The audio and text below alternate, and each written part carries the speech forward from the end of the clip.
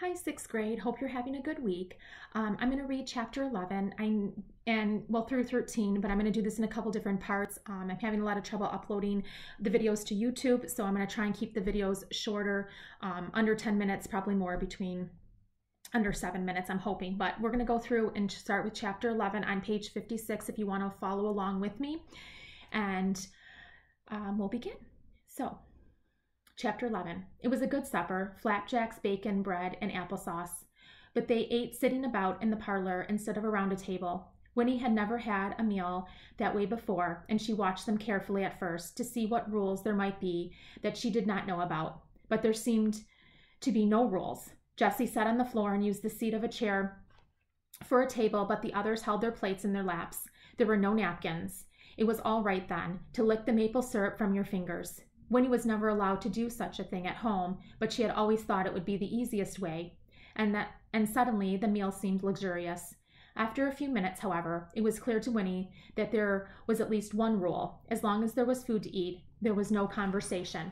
All four Tucks kept their eyes and their attention on the business at hand, and in the silence, given time to think, Winnie felt her elation and her thoughtless pleasure wobble and collapse.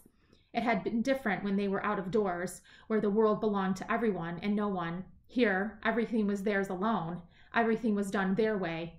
Eating, she realized now, was a very personal thing, not something to do with strangers. Chewing was a personal thing.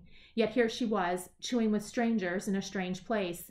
She shivered a little and frowned, looking around at them. That story they had told her, why? They were crazy, she thought harshly, and they were criminals. They had kidnapped her right out of the middle of her very own wood, and now she would be expected to sleep all night in this dirty, peculiar house. She had never slept in any bed but her own in her life. All these thoughts flowed at once from the dark part of her mind. She put down her fork instead, said unsteadily, "I want to go home." The Tuck stopped eating and looked at her, surprised. May said soothingly, "Why, of course you do, child. That's only natural. I'll take you home. I promise I would. Soon as we've explained a bit as to why you got to promise you'll never tell about the spring. That's the only reason we brung you here. We got to make you see why."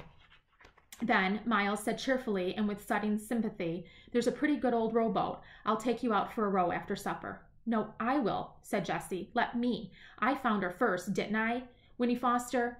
Listen, I'll show you where the frogs are and—" "Hush," Tuck interrupted. "Everyone hush. I'll take Winnie out rowing on the pond. There's a good deal to be said, and I think we better hurry up and say it.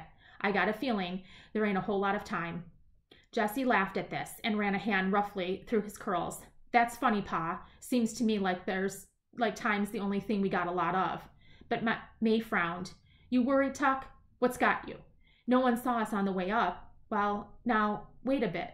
Yes, they did. Come to think of it, there was a man on the road just outside Tree Gap, but he didn't say anything." "He knows me, though," said Winnie. She had forgotten, too, about the man in the yellow suit, and now thinking of him, she felt a surge of relief. "He'll tell my father he saw me." "He knows you?" said May, her frown deepening. "But you didn't call out to him, child. Why not?" "I was too scared to do anything," said Winnie honestly. Tuck shook his head. "I never thought we'd come to the place where we'd be scaring children," he said. "I guess there's no way to make it up to you, Winnie. But I'm sure most awful sorry it had to happen like that." "Who was this man you saw?"